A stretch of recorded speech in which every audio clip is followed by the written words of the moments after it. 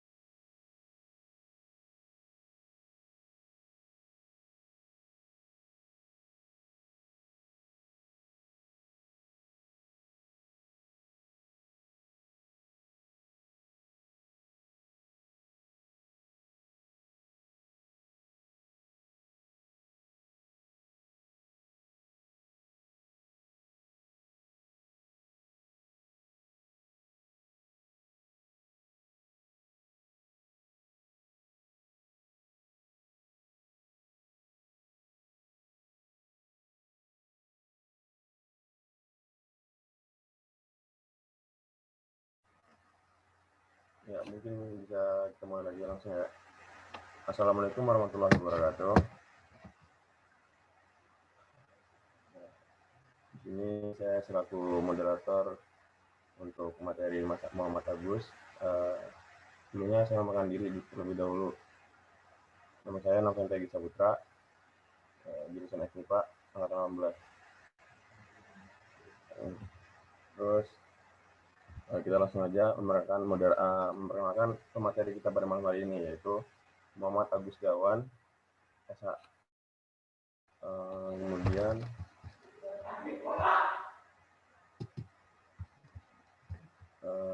saya akan membacakan CV terlebih dahulu.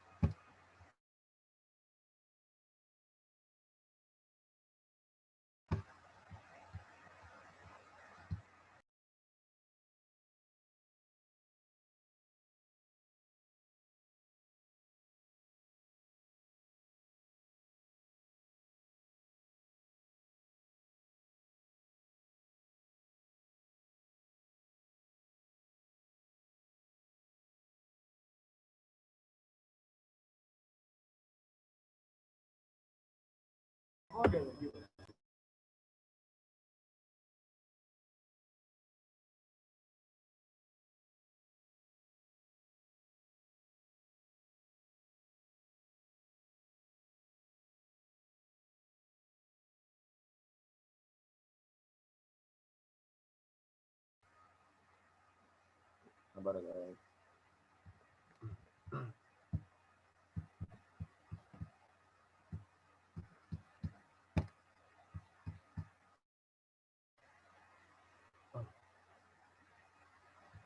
Jadi yang pertama tuh nama Muhammad Agus Gawan.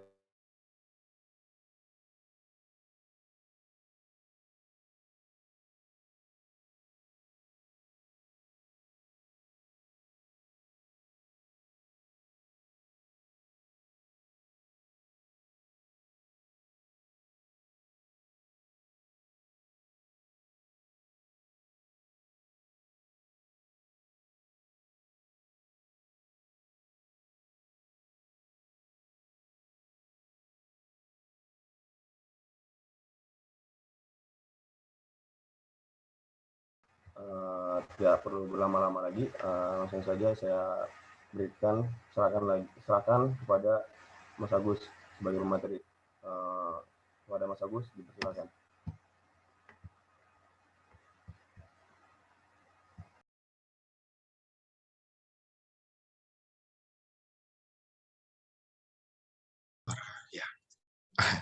Assalamualaikum warahmatullahi wabarakatuh, teman-teman. Waalaikumsalam warahmatullahi wabarakatuh. Ya, itu tadi singkat perkenalan yang telah disampaikan oleh Mas Egi. Di sini kemarin diminta oleh teman-teman panitia untuk membawakan training legislatif, di mana momen kali ini adalah pemilu KMUI 2020. Senang rasanya bisa berada di tengah-tengah teman-teman lagi dengan kondisi dan euforia yang seperti ini, teman-teman. Nah, di sini saya diamanahkan sebagai pemateri, di mana kita di sini sebenarnya sama-sama belajar, teman-teman. Nggak ada yang lebih pintar, nggak ada yang lebih bisa. Ya, yang ada itu cuma lebih dulu melaksanakan hal tersebut, seperti itu, teman-teman. Nah, mungkin amanah di lembaga kampus sebagai perwakilan mahasiswa itu sempat saya lebih dulu dibanding teman-teman. Nah, mungkin di sini kita lebih ke sharing ya, teman-teman, belajar bareng. Kalau ada kurangnya juga atau salahnya saya mohon dikoreksi bersama sehingga kita bisa berkembang bersama. Seperti itu.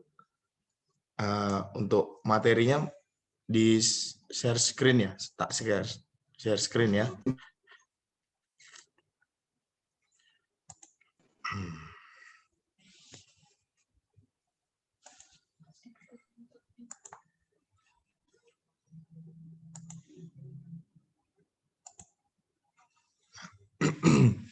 Jadi teman-teman, mungkin singkat di negara kita itu kan ada 3 lembaga.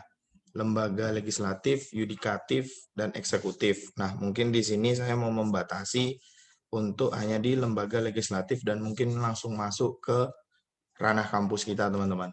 Nah, untuk lembaga legislatif secara umum atau secara negara kita itu bisa dilihat, teman-teman, fungsinya itu yang pertama menyusun program legislasi yang bisa dilihat dari program teman-teman juga menyusun peraturan sama untuk saat ini, terus menyusun undang-undang, menyusun RUU yang diajukan oleh DPD, membahas RUU, menetapkan undang-undang bersama dengan Presiden, dan menyetujui peraturan pemerintah pengganti undang-undang. Terus fungsi lembaga legislatif itu juga memberikan persetujuan RUU terkait APBN, terus memperhatikan pertimbangan dari DPD ketika ada RUU, menindaklanjuti hasil pemeriksaan oleh BPK, terus persetujuan dan pemindahtanganan aset negara. Nanti mungkin pertanyaannya di akhir atau langsung ketika di slide ini, Mas Egi?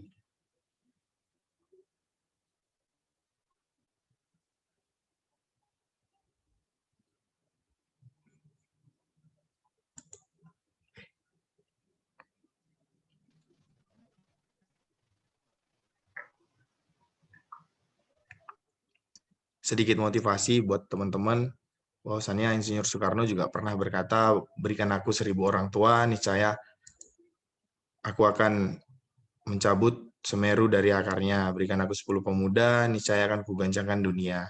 Di sini bisa kita maknai dalam artian, kampuslah yang berkata seperti itu. Teman-teman adalah 10 pemuda yang cukup energik untuk sama-sama mengembangkan kampus. Seperti itu, teman-teman. Terus habis itu,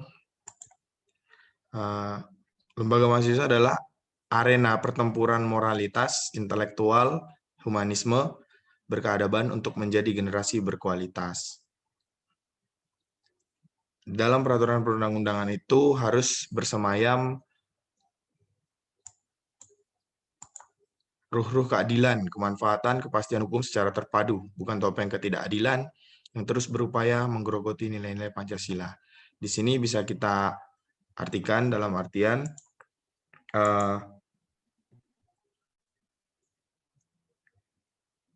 kita sebagai mahasiswa itu harus memiliki sifat keadilan, kemanfaatan, dan mengupayakan segala kepastian hukum secara terpadu.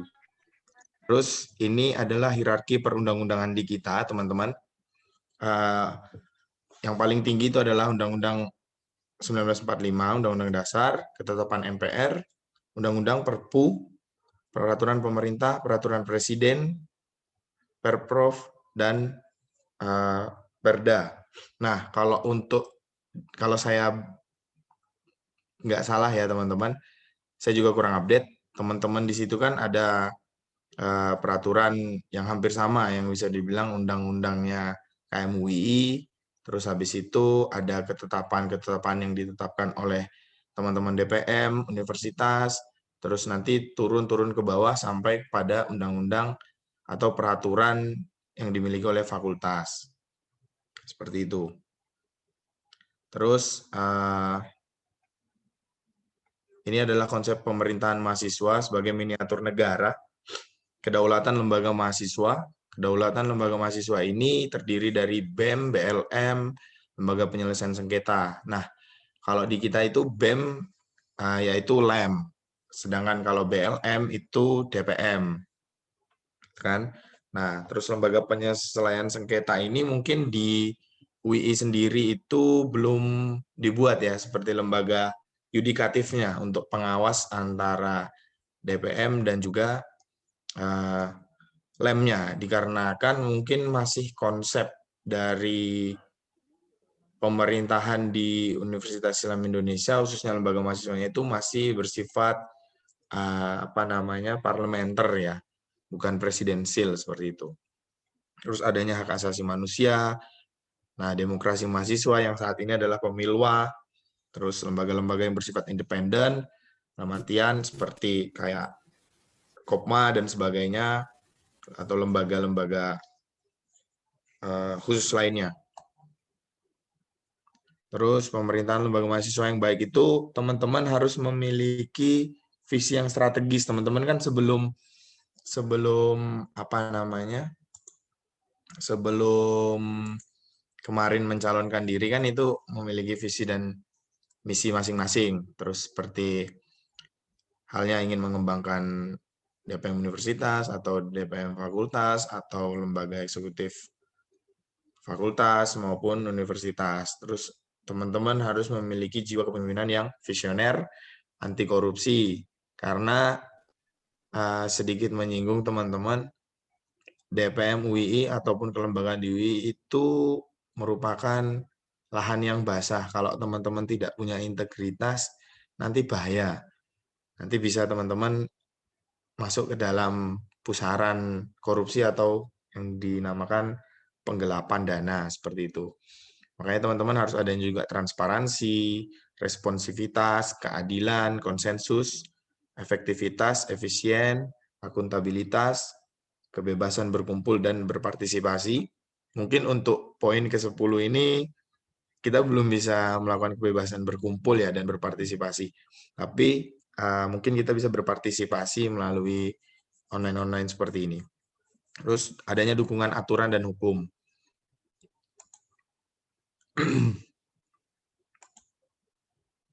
Ini salah satu contoh kayak mungkin undang-undang dasarnya ya, Republik Mahasiswa.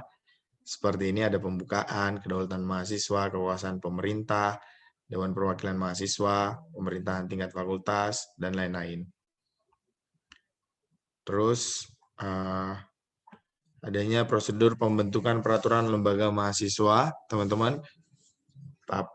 Ini masih saya menarik dari zaman dulu waktu saya jadi DPM, itu adanya kajian awal pembentukan gitu kan. Jadi kita DPM menyusun tim ahli ataupun panitia penyusun untuk mempersiapkan apa namanya rancangan peraturan tersebut. Terus penyusunan kajian akademik dan rancangan peraturan perundang-undangan. Seingat saya teman-teman fakultas semua itu ketika ada peraturan perundang-undangan yang diajukan oleh DPM, itu teman-teman diminta untuk membuat naskah akademik dari peraturan masing-masing berdasarkan kebiasaan yang terjadi di fakultas masing-masing. Karena setiap peraturan tidak bisa berlaku general untuk semua fakultas. Selanjutnya adalah pembahasan. Nah, di sini pembahasan itu ada di rapat dengar pendapat umum teman-teman yang akan dilakukan oleh teman-teman DPM universitas nantinya, gitu kan, dan mensosialisasikan apakah undang-undang ini memiliki banyak perdebatan ataukah tidak. Setelah semuanya sudah bisa dibilang hampir selesai, barulah dilakukan pengesahan dan penetapan.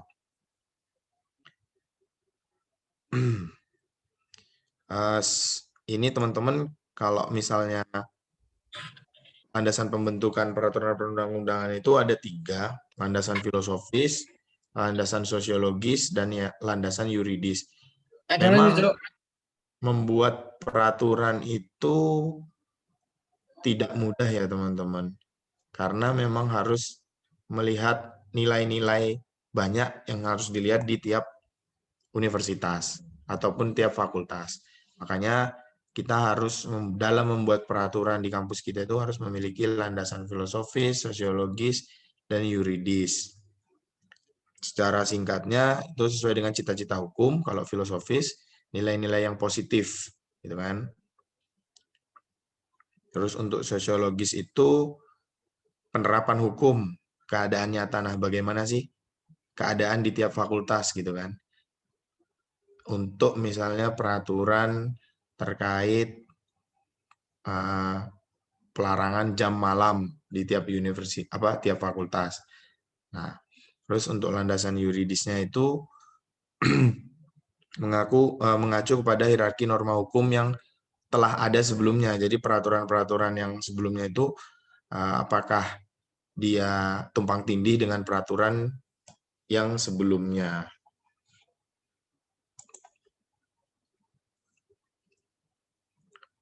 Untuk asas formilnya itu dalam mengajukan peraturan itu ada asas kejelasan tujuan, asas kelembagaan atau pejabat pembentuk yang tepat, terus kesesuaian antara jenis, hierarki, dan materi muatan, terus dapat dilaksanakan, kedayagunaannya, dan kehasil gunaannya, kejelasan rumusan, dan keterbukaan. Untuk asas kejelasan tujuan, membuat peraturan itu harus jelas gitu, tujuannya apa. Jangan untuk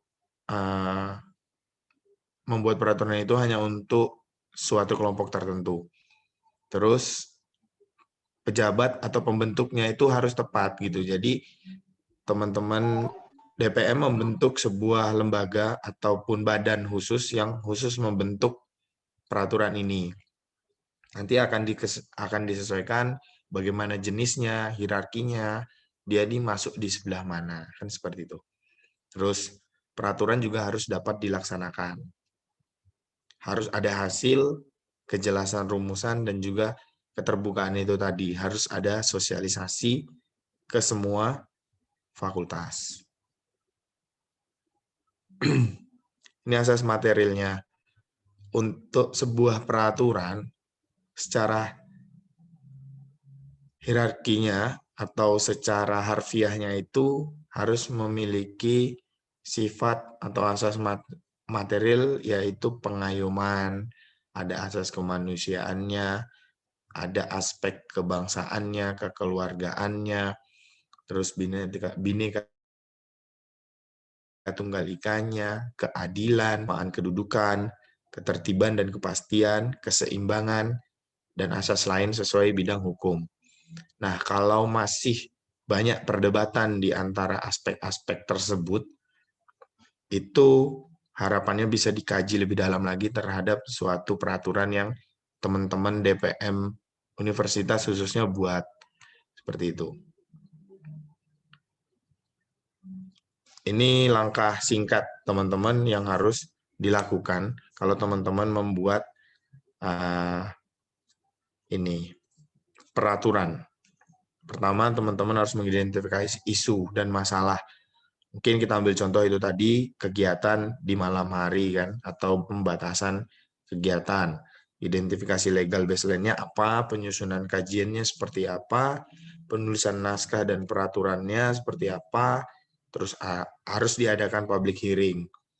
Nah, terus pembahasan peraturan dan baru disetujui oleh DPM, Presma ataupun Ketua LEM, seperti itu.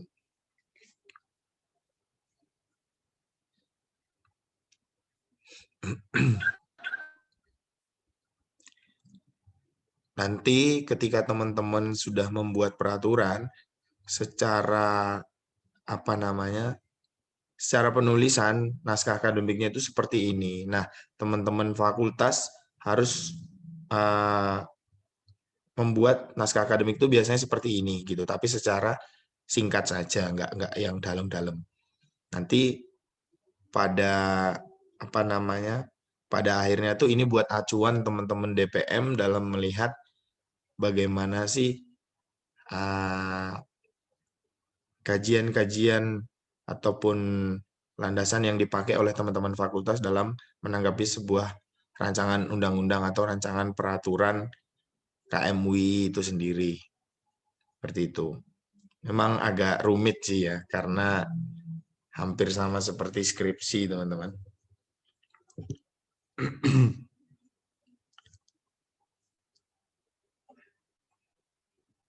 Ini dalam mengidentifikasi isu itu ada dua teori. Yang pertama, Rosipi teori, itu ada rule yang pertama itu peraturan mungkin menyelesaikan masalah, diperlukan riset yang mendalam, ya kan?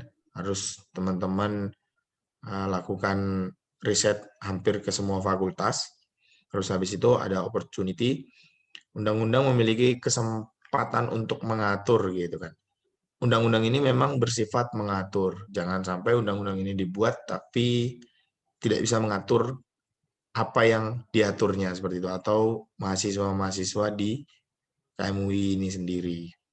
Terus adanya kapasiti kemampuan undang-undang dalam mengatur perilaku kita gitu. Dan ini bisa tercermin dalam mungkin kayak peraturan DPM. Peraturan DPM itu kan khusus mengatur perilaku-perilaku DPM dalam menjalankan amanahnya. Terus adanya komunikasi, ketidaktahuan itu menyebabkan permasalahan hukum gitu. Jadi kebanyakan yang menjadi perdebatan di kita teman-teman karena kurangnya komunikasi. Ada sebagian yang bisa dikomunikasikan dan ada juga yang sebagian yang belum mendapatkan informasi tersebut. Terus adanya interest, kepentingan sosial dan umum harus diutamakan. Jadi memang kepentingan sosial dan umum ini harus diutamakan daripada kepentingan pribadi. Makanya saya bilang tadi, jangan sampai itu malah mengedepankan kepentingan-kepentingan individu ataupun kelompok tertentu. Terus adanya proses bagaimana kriteria dan prosedur masyarakat patuh pada undang-undang. Dalam artian ini, mahasiswa, ketika teman-teman sudah komit membuat sebuah peraturan, kita harus menjadi pribadi gitu kan, pribadi yang patuh terhadap peraturan tersebut, karena akan percuma peraturan tersebut dibuat ketika teman-teman tidak menjalankannya atau tidak mematuhinya. Terus terakhir itu ideologi. Apakah nilai-nilai kebiasaan mempengaruhi perilaku masyarakat? Nah, jadi jangan membuat peraturan itu yang terlalu dinamis. Terlalu dinamis dalam artian ketika misalnya ada suatu hal yang tidak bisa kita lakukan gitu kan, harus harus secara umum, itu mempunyai ideologinya harus secara umum gitu loh, nilai-nilainya secara umum. Jadi jangan cepat untuk merubah perilaku dalam peraturan tersebut, tapi memang peraturan tersebut harus mempengaruhi perilaku kita gitu dalam berlembaga ataupun dalam perkuliahan seperti itu.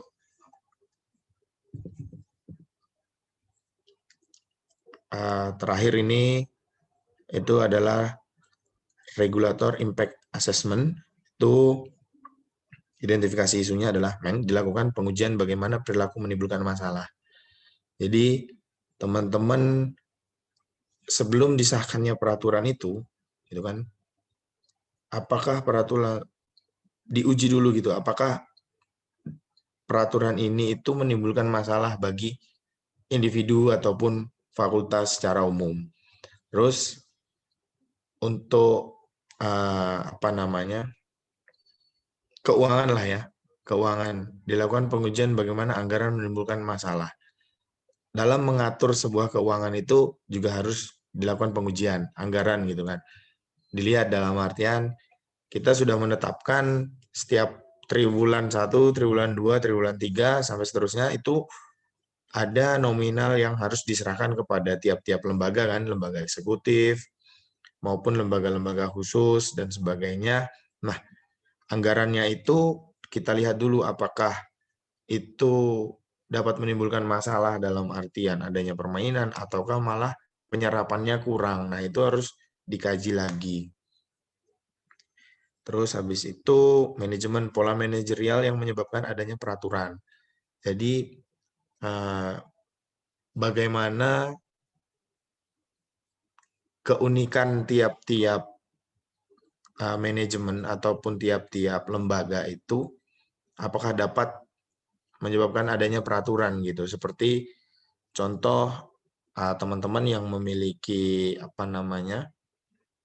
kayak jurusan gitu kan, himpunan jurusan. Nah, sedangkan ada beberapa fakultas yang tidak memiliki. Nah, itu apakah harus yang tidak memiliki harus mengikuti ataukah seperti apa? Nah, itu pola-pola manajerial yang memang menyebabkan adanya peraturan-peraturan baru gitu kan. Terus adanya hubungan subjek dan objek hukum. Itu bagaimana individu teman-teman sendiri sama objek hukumnya itu apa gitu kan. Melanggar peraturannya itu jenisnya seperti apa. Terus habis itu pengaruh lingkungan dalam pembentukan undang-undang. Nah, pengaruh lingkungan di sini bisa dikatakan ya itu tadi seperti adanya yang HIPMA atau himpunan-himpunan mahasiswa itu lingkungannya ada yang tidak. Terus habis itu teman-teman ada yang kampusnya masih menjadi satu, fakultasnya ada yang enggak juga. Terus habis itu lingkungan jarak ya, tidak semua kan kita terkumpul jadi satu. Nah, itu seperti apa yang mempengaruhi pembentukan itu. Nah, itu yang harus juga diidentifikasi masalah-masalah itu. Biar teman-teman baik dalam menyusun peraturannya, karena teman-teman hukum, teman-teman ekonomi itu kan jauh di bawah. Nah, itu apakah mempengaruhi gitu untuk pembentukan undang-undang ini sendiri. Mungkin sekian teman-teman kata pengantar lah ya. Kata pengantar dari saya teman-teman. Nanti kalau misalnya mau naik ke slide selanjutnya seperti apa silahkan di request saja. Terus nanti kalau ada pertanyaan monggo nanti diatur sama Mas Egi segala macam. Nah, mungkin ada pesan terakhir teman-teman sebelum teman-teman berproses di dalam DPM, LEM, dan organisasi kampus ini. Jadilah pemimpin yang merajut menuntun kemaslahatan, bukan yang merobeknya demi kekuasaan. Mungkin itu pesan terakhir dari saya teman-teman. Jadi kalau sekiranya teman-teman ada pertanyaan, monggo silahkan. Kita sama-sama sharing di sini. Monggo Mas Egi. Itulah pemaparan dari Mas Agus untuk materinya. Untuk teman-teman semuanya, di sini saya buat sesi pertanyaan untuk Mas Agus sendiri. Bagi teman-teman yang ingin bertanya, silakan. Waktu dulu Pak.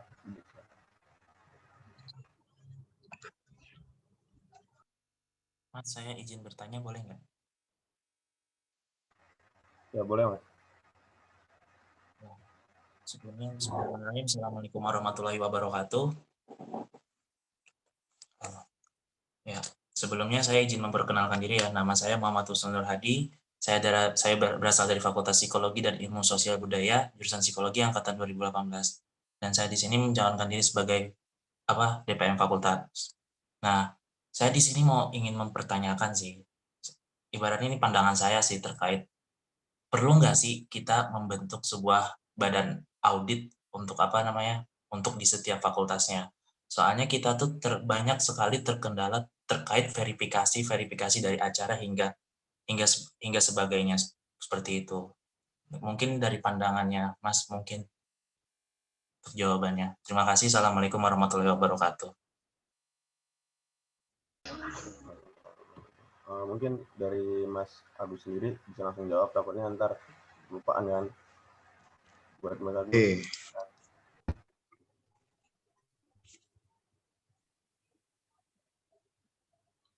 Ya, sebenarnya seberapa penting lembaga pengawas ya, ataupun lembaga yang mengawasi kita itu tadi.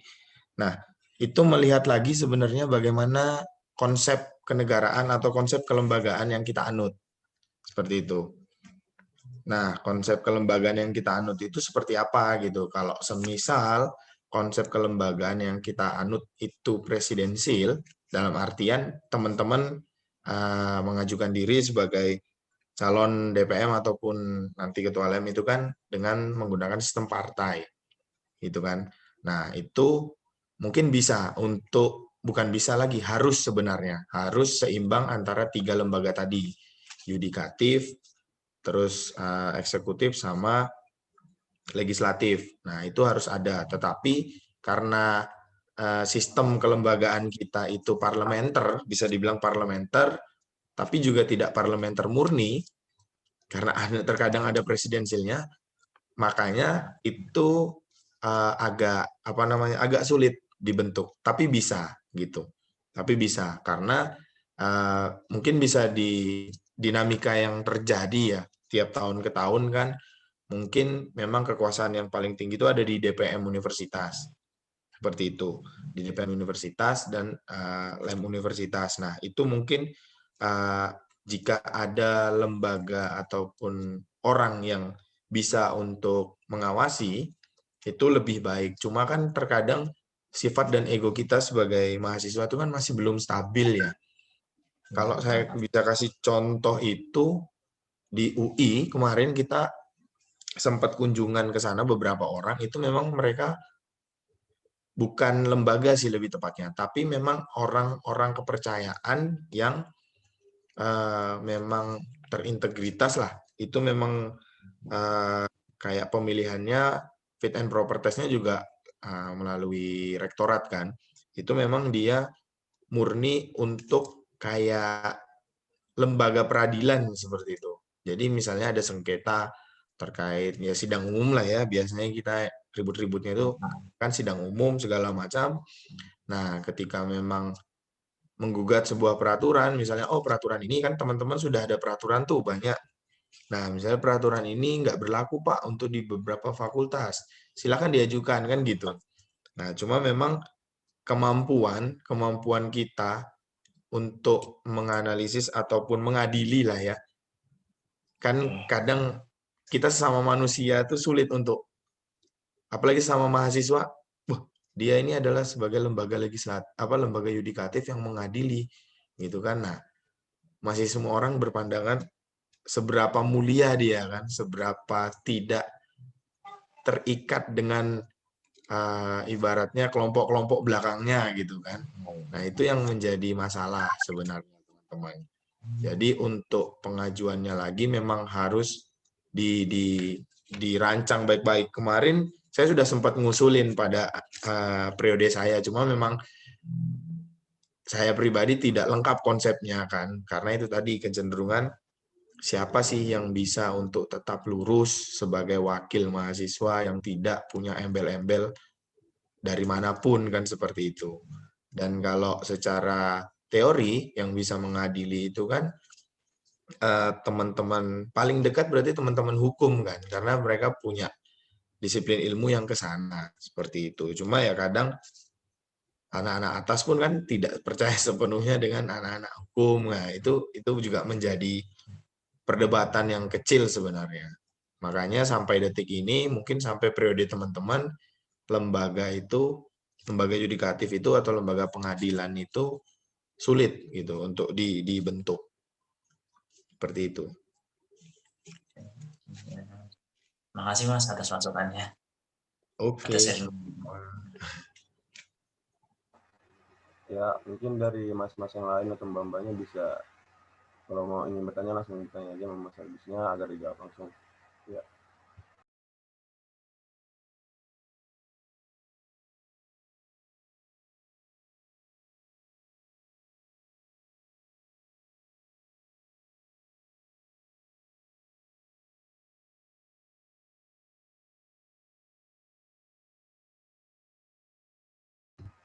Ya, bagaimana kawan-kawan semuanya? Apakah bisa ada yang tanyain kepada Mas Agusnya? Jangan sungkan untuk bertanya, di sini kita hanya sharing-sharing. Benar ya Mas Agus ya?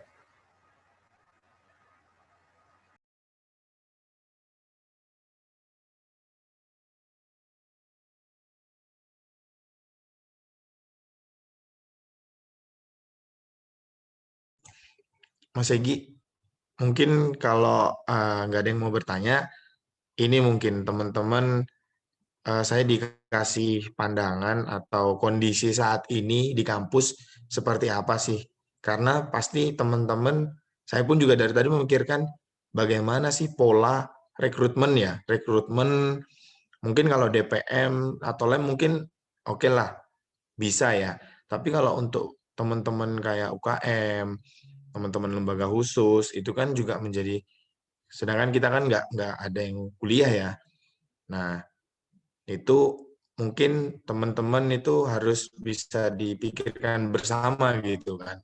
Bagaimana sih dalam kondisi pandemi yang saat ini rekrutmen itu tetap jalan, terus program-program awalnya semulanya harus bertemu. Nah, ini dibuat untuk bagaimana bisa diakses via online segala macam. Mungkin kita diskusi terkait itu juga seru sih sebenarnya, Mas Egy. Benar sekali. Bagaimana dari kawan-kawan semuanya? Apakah ada yang ingin dibicarakan?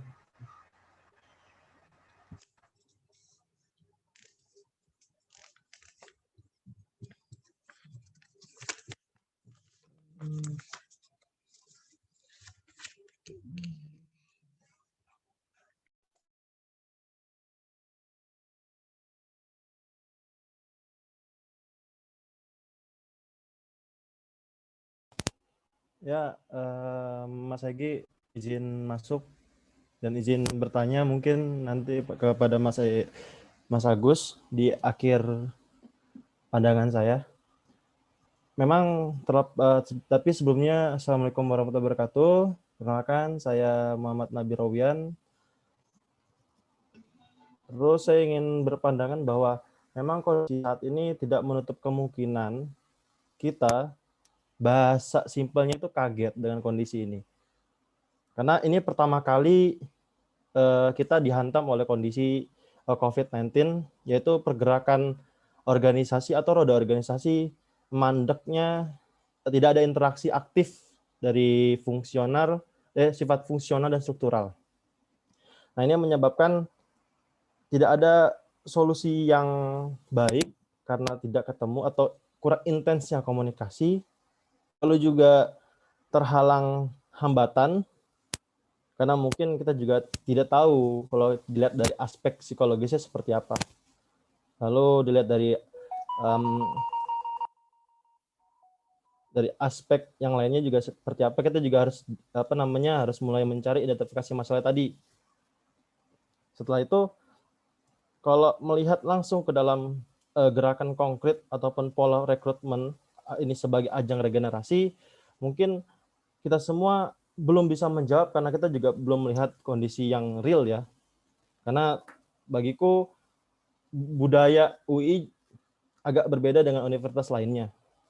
Kita juga harus mengakui bahwa Student Government Universitas Islam Indonesia ya semi parlementer, ada juga ya presidensialnya. Lalu selanjutnya, ketika kita berbicara soal model rekrutmen itu seperti apa, ini yang menjadi permasalahannya. Kita harus melihat identifikasi masalah, apakah dia itu keterbatasan sumber daya ataupun dia keterbatasan sumber daya manusianya. Itu yang harus kita cari dan identifikasi masalah tersebut.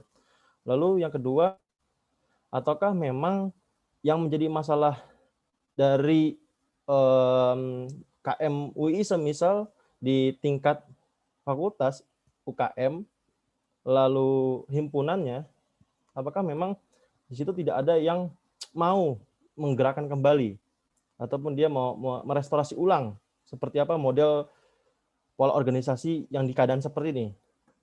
Kalau bahasanya kan kalau di organisasi pasti ada garis besar haluan organisasinya, GBHO-nya, ataupun kalau kita itu peraturan dasar keluarga mahasiswa di tingkat universitas seperti itu. Tapi kalau pandangan saya, ya pengoptimalan itu yang harus kita harus kita tingkatkan. Pertama dari segi soal bagaimana kita mengelola sosial media itu sebagai salah satu metode rekrutmen. Karena kita harus mengakui di era disruption atau di era globalisasi, digitalisasi itu sangat memungkinkan kita untuk bergerak secara digital. Itu yang pertama. Lalu yang kedua, bagaimana bahasanya perkenalan, introduction UKM atau organisasi ini bahasanya transformasi pengenalan ini masuk ke dalam mahasiswa baru ataupun mahasiswa yang belum semester tua lah. Jadi seperti itu. Yang ketiga kan bahasanya perlu pendekatan emosional, bahasanya pendekatan humanis. Dalam artian ada istilah milenial kan, tak kenal maka tak sayang. Jadi ya harus mengenal masa baru ataupun organisasi itu terhadap mahasiswa baru itu. Kalau tidak kenal maka ya tak sayang, ataupun kalau misalkan dia tidak kenal dengan organisasi berada di lingkaran KMUI ini, ya maka mahasiswa itu ya terjebak dalam dimensi yang lain, dimensi kekosongan gitu. Lalu yang pertanyaan saya terhadap Mas Agus soal bagaimana peluang atau tantangan yang saya lihat adalah semi parlementer dan semi parlemen dan presidensial ini kan istilahnya penggabungan diksi. Lalu bagaimana kita melihat momentum ini menjadikan semisal roda pemerintahan mahasiswa di semi parlemen itu membuat yang namanya mahkamah mahasiswa yang fokus di bidang soal sengketa atau permasalahan yang ada mengenai kelembagaan di UI ataupun di di universitas yang menganut semi parlemen. Terima kasih Mas Agus. Terima kasih Mas Egi dari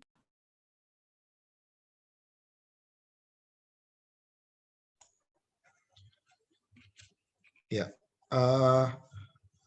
banyak peluang, banyak juga tantangan di sistem student government kita untuk membentuk mahkamah mahasiswa.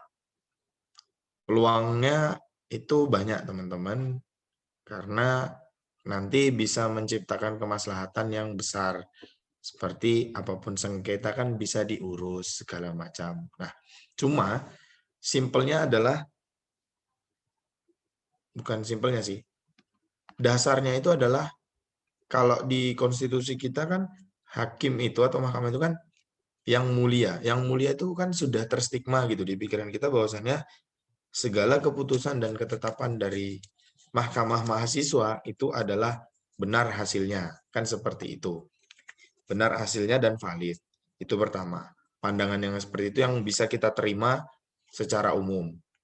Yang kedua, dilihat lagi apakah dalam memutuskan sebuah sengketa itu landasan apa yang dipakai oleh yang nantinya yang duduk di mahkamah mahasiswa tersebut.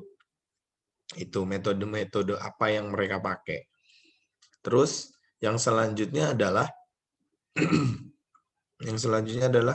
pola rekrutmennya dari mahkamah mahasiswa itu sendiri, gitu. Mahasiswa itu sendiri seperti apa? Nah, kalau memang di beberapa universitas pun yang sudah saya coba kumpulkan kemarin melalui FL2MI, memang baik sistem dia murni parlementer atau murni presidensil, contoh kata UAD, UMY, mereka memang sudah punya basic seperti mahkamah mahasiswa. Tapi secara kenyataannya belum terjalankan penuh gitu, atau belum terjalankan seperti sebagaimana mestinya. Nah, itu tadi teman-teman. Teman-teman kalau mau membuat sebuah mahkamah mahasiswa, itu teman-teman harus duduk bareng sih. Maksudnya lebih intens dalam artian bagaimana kita harus pola rekrutmennya, mau dibuat seperti apa.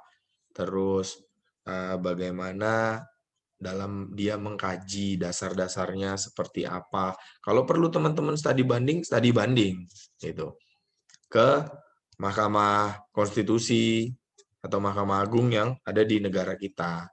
Konstitusi silakan. Karena memang kita dan saya pribadi pun tidak memiliki kemampuan untuk ini kalian harus begini, itu tidak. Itu cuma memang itu kalaupun terjalankan maslahatnya insya Allah banyak, insya Allah besar gitu. Saran saya sih memang tetap langkah pertama yang bisa teman-teman lakukan DPM universitas khususnya ya, menyatukan kepala internal dulu. Gimana ini mau dilaksanakan atau tidak, gitu kan? Kalau oke, sudah itu oke, kita bentuk dasar-dasarnya. Apa sih pembentukannya? Landasannya apa? Terus asas-asasnya seperti apa yang mau dibentuk ini, seperti itu. Ketika kita sudah bentuk internal, coba kita studi banding ke universitas-universitas yang sudah mendirikan seperti itu. Karena ada di beberapa universitas yang menjadi mahkamah mahasiswa juga itu termasuk WR3-nya gitu. Jadi WR3 di sini sebagai organ independen yang murni sebagai orang profesional gitu ya dalam memutuskan sengketa juga ini. Nah, Mahkamah Mahasiswa itu bergabung dengan rektorat, tapi khususnya cuma WR3 itu ada di beberapa kampus. Nah, itu juga bisa dijalankan diskusi kepada teman-teman rektorat. Terus habis itu setelah teman-teman sudah buat konsepnya, sudah yakin mau dijalankan, intinya sudah membuat dasar ya, kerangkanya, dikomunikasikan kepada teman-teman dulu, teman-teman setiap fakultas. Adanya ini, untuk ini, untuk ini. Jadi kayak teman-teman buat draft. Ya itu udah ada judulnya, landasannya, segala macam, tupoksinya apa, kewenangannya apa, dan bagaimana bisa meyakinkan teman-teman mahasiswa orangnya itu berintegritas tuh seperti apa. Nah, itu dia yang kadang sulit. Yang kadang sulit itu untuk menentukan individu saya selaku misalnya Mahkamah Mahasiswa ketika memutuskan sengketa antara Egi sama Nabil, belum tentu orang-orang yang ada di belakang teman-teman atau teman-teman yang pro dengan teman-teman pun setuju kan dengan putusan saya. Nah, itu juga bisa rigidkan lagi gitu kan, bagaimana untuk membentuk mahkamah ini. Tapi secara keseluruhan, baik di presidensil ataupun parlementer, itu bisa dijalankan. Sangat bisa dijalankan. Lebih bagus lagi tantangannya itu ketika itu jalan di parlementer, karena kan basicnya DPM Universitas ini kan lembaga tertinggi gitu kan. Lembaga tertinggi, dan dia posisinya mau ditaruh di sebelah mana di hierarki kita kan seperti itu. Itu juga kemarin perdebatan di internal kami itu belum selesai, makanya mungkin sampai saat ini masih menjadi PR buat teman-teman semua.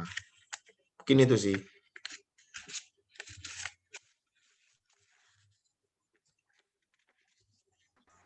Ya, baik. Mungkin dari teman-teman lainnya masih ada yang ingin ditanyakan pada Mas Agusnya. Silakan, waktu dan lipat.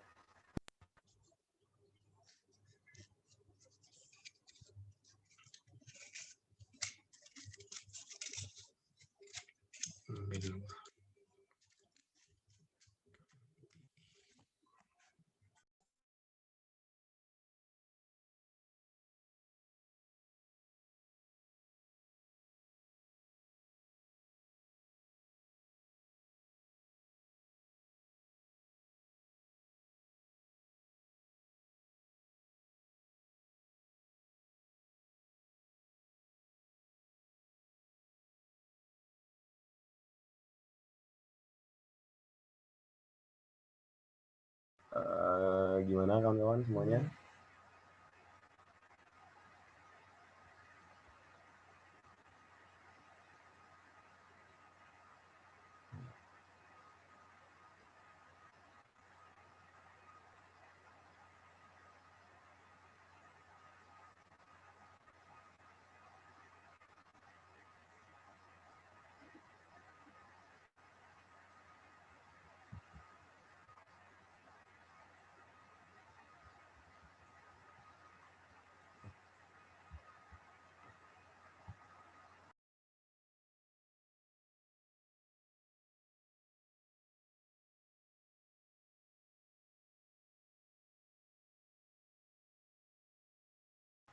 Ya, mungkin kalau dari kawan-kawan malu untuk bertanya bisa di chat aja di kolom komentar. Mungkin dari saya akan menanyakan kepada Mas Agusnya gitu kan.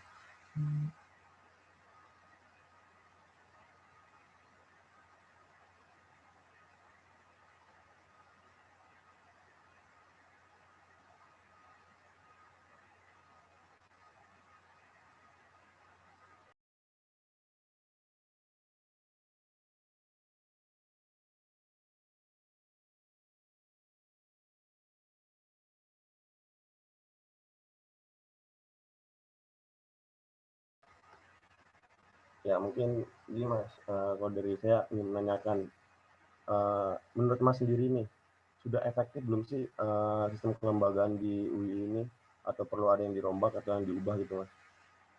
Terima kasih. Oke, kalau sampai detik ini karena kan nanti di DPM Komisi 2 ya, khususnya yang nanti bergabung sama FL2MI, Forum Lembaga Legislatif Mahasiswa Indonesia, itu sampai detik ini aku pribadi masih bangga terhadap sistem kelembagaan kita. Karena memang mungkin bagi beberapa orang, bagi beberapa teman-teman, merasa susah, kayak verifikasi sama DPM, sama LEM, segala macam, kan gitu. Sama rektorat, banyak ini, banyak itu, lama, segala macam. Cuma kalau teman-teman sudah banyak kunjungan dan banyak sharing atau kunjungan kelembagaan terhadap universitas lain, bahkan sekelas UGM sekalipun, itu saya pribadi masih bangga sama UII, sistem kelembagaannya. Karena contoh aja teman-teman bikin program kerja yang spektakuler. Terus contoh ini aja ya, ospek. Ospek di beberapa fakultas ataupun universitas itu malah yang pegang mahasiswa itu sebagai kayak panitia kan gitu. Dia tinggal melaksanakan, nih kamu udah punya SOP. Jadi tinggal melaksanakan. Nah, di kita kan enggak. Di kita kan memang murni kita yang merancang seperti apa, mau dibuat seperti apa sih ini, gitu kan. Apa yang mau diisi, apa yang mau diasupkan, atau diberikan asupan-asupan apa kepada anak-anak baru ini. Nah, diberi kemudahan seperti itu, gitu kan, untuk mengelola organisasi dan juga mengelola dana khususnya. Itu saya pribadi masih bangga banget terhadap sistem kelembagaan di kita gitu kan. Terus kalau dibilang efektif atau tidak, sampai detik ini, kalau misalnya itu kedudukan kita terhadap rektorat masih dijunjung tinggi, dalam artian setara, masih punya bergengsi gitu loh. Kita masih bergengsi dan nilai jualnya kita masih tinggi terhadap rektorat gitu. Nah itu menurutku tidak semua universitas ada. Makanya itu masih efektif dan masih berjalan kan sampai detik ini. Cuma memang tidak dipungkiri perdebatan-perdebatan antar fakultas, terus DPM universitas dan fakultas, LEM universitas dan fakultas, lembaga khusus, UKM, terus himpunan, memang itu belum selaras seperti layaknya yang diharapkan ya. Karena itulah dinamika sebenarnya teman-teman. Jadi kalau teman-teman sadari, DPM mengawasi bawahnya, kalau secara hierarki ya, kita nggak menganggap yang lain itu, maksudnya bawah kita nggak, cuma secara hierarki seperti itu kan. Nah, misalnya DPM universitas mengawasi fakultas dan segala macam, nah fakultas pun juga mengawasi universitas, DPM segala macam, bahkan mengawasnya sampai ke individunya kan begitu. Sampai ke individunya kan seperti itu. Jadi memang dinamika yang terjadi, ribut-ribut yang ada, rusuh segala macam itu tuh memang dinamikanya seperti itu kita UI gitu. Dinamikanya seperti itu.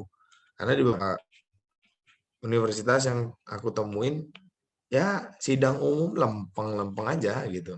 Nggak ada perdebatan, DPM ngajuin ini, ya ketok-ketok aja gitu. Jadi manut-manut aja. Tapi padahal pada kenyataannya nggak bisa dijalankan sepenuhnya. Nah itu kan yang menjadi dilema juga bagi teman-teman DPM di luar sana kan. Nah makanya itu sekarang adalah memperbaiki yang sudah ada gitu kan. Sudah bagus, dulu kita sudah ada peraturan ini itu. Sekarang udah ada peraturan ini, peraturan itu. Dulu kan memang kita sama-sama tersesat dalam satu tab SU itu kayak itu kan, sebesar itu, setebal itu. Cuma memang sekarang kita coba buat meluruskan kembali pola organisasi kita, dasar organisasi kita apa, KMUI itu kedudukannya di mana. Nah, itu makanya sekarang sudah mulai rapi, teman-teman tinggal melanjutkan seperti itu. Nah, tinggal nanti melanjutkan kapan ada mahkamahnya itu tadi. Entah, memang itu program tidak mudah sih. Program tidak mudah, tapi mintalah apa namanya ya, kayak berkas-berkas itunya atau landasan teorinya, kerangka berpikirnya untuk mahkamah itu mintalah dari organisasi dari kepengurusan sebelumnya, terus disempurnakan setiap tahun. Itu dia, nanti biar makin efektif. Terus memang pengawasan itu harus lebih diperketat.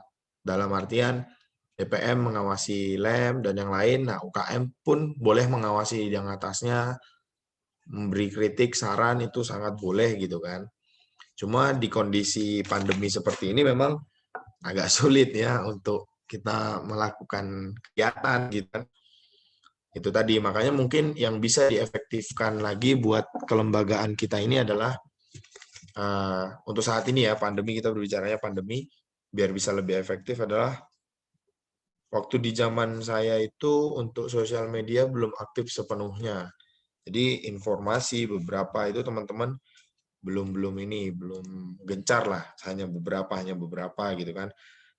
Malah terkadang kalah sama akun-akun yang bikin viral itu kan, seru. Nah, coba itu setiap lembaga ataupun UKM tuh akunnya yang menarik seperti itu, wah, cuma memang menariknya kan karena ini kan ya, ada perdebatan. Nah, coba dibuat agenda yang menarik, yang cukup menarik segala macam, biar bisa lebih efektif lagi sih. Pemahaman terkait pola organisasi kita, seperti apa, kelembagaan itu harus ditanamkan terus sih tiap tahun, seperti itu.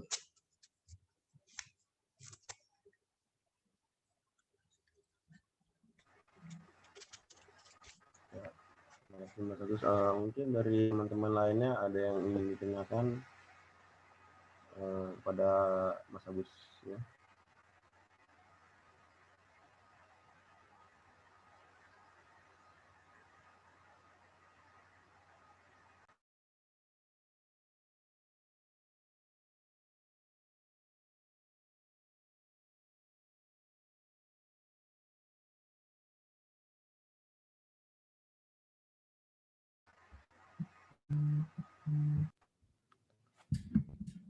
Izin bertanya, moderator.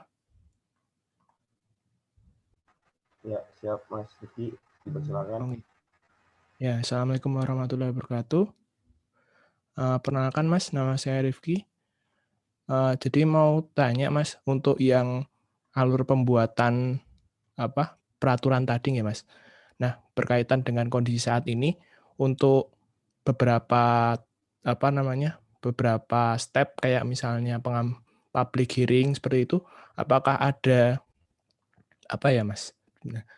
Secara ekstrim itu bisa kita cut gitu untuk mempercepat dari alurnya supaya bisa segera menghasilkan sebuah peraturan.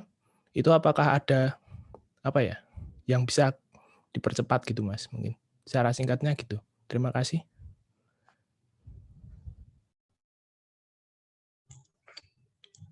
Oke, Mas Rifki. Nah, secara idealnya alur-alur itu